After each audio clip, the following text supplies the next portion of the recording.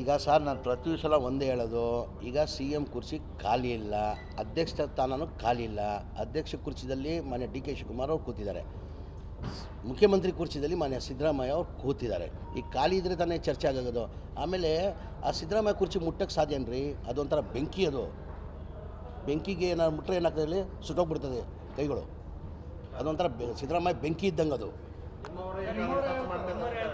ಇಲ್ಲ ಯಾರನ್ನ ಇಲ್ಲಿ ಈಗ ಮುಖ್ಯಮಂತ್ರಿ ಕುರ್ಚಿ ಅಂತೂ ಖಾಲಿ ಇಲ್ಲ. ಆಮೇಲೆ ಅದಕ್ಕಿಂತ ಹೆಚ್ಚಾಗಿ ಸಿದ್ದರಾಮಯ್ಯ ಒಂಥರ ಬೆಂಕಿ ಇದ್ದಂಗೆ, ನಾನು ಟಗರ್ ಅಂತೀನಿ, ಅವರು ಒಂಥರ ಬೆಂಕಿ ಇದ್ದಂಗೆ. ಆ ಬೆಂಕಿಗೆ ಯಾರನ್ನ ಮುಟ್ಟಕ್ಕೆ ಸಾಧ್ಯನಾ? ಮುಟ್ಟರೆ ಏನಾಗ್ತದೆ ಹೇಳಿ, ಬರ್ನ್ ಆಗ್ತದೆ. ಹಂಗಾಗಿ ಸಾಧ್ಯನೇ ಇಲ್ಲ.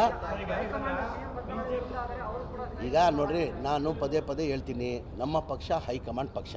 ಈಗ ಆಲ್ರೆಡಿ ಮುಖ್ಯಮಂತ್ರಿ ಕುರ್ಚಿಯಲ್ಲಿ ಮಾನ್ಯ ಸಿದ್ದರಾಮಯ್ಯ ಅವರು ಕೂತಿದ್ದಾರೆ, ಅಧ್ಯಕ್ಷ ಕುರ್ಚಿಯಲ್ಲಿ ಮಾನ್ಯ ಡಿ ಕೆ ಶಿವಕುಮಾರ್ ಅವರು ಕೂತಿದ್ದಾರೆ.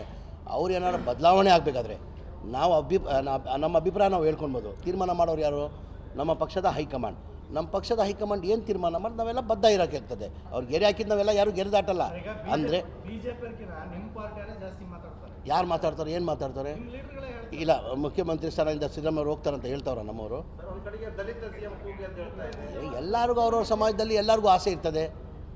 ದಲಿತ ಸಮಾಜದಲ್ಲೂ ಆಗಬೇಕಂತ ಇದ್ದಾರೆ, ಎಸ್ ಟಿ ಸಮಾಜದವ್ರು ಆಗಬೇಕಂತಾರೆ, ಅಲ್ಪಸಂಖ್ಯಾತರಲ್ಲಿ ಆಗಬೇಕಂತಾರೆ, ಲಿಂಗಾಯತ ಸಮಾಜದಲ್ಲಿ ಆಗಬೇಕಂತಾರೆ, ಒಕ್ಕಲಿಗರ ಸಮಾಜದಲ್ಲಿ ಆಗಬೇಕಂತಾರೆ. ಇಲ್ಲ, ಆ ಥರ ಯಾವುದು, ಆ ಥರ ಏನಿಲ್ಲ, ಆ ಥರ.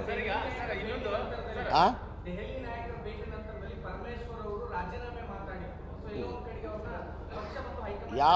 ಅವರು ಯಾವ ಹಿನ್ನೆಲೆಯಲ್ಲಿ ರಾಜೀನಾಮೆ ವಿಚಾರ ಮಾತಾಡಿದ್ರೆ ನನಗಂತೂ ಗೊತ್ತಿಲ್ಲ. ಈಗ ನಾವೆಲ್ಲ ಪಕ್ಷದ ಶಿಸ್ತಿನ ಸಿಪಾಯಿಗಳು.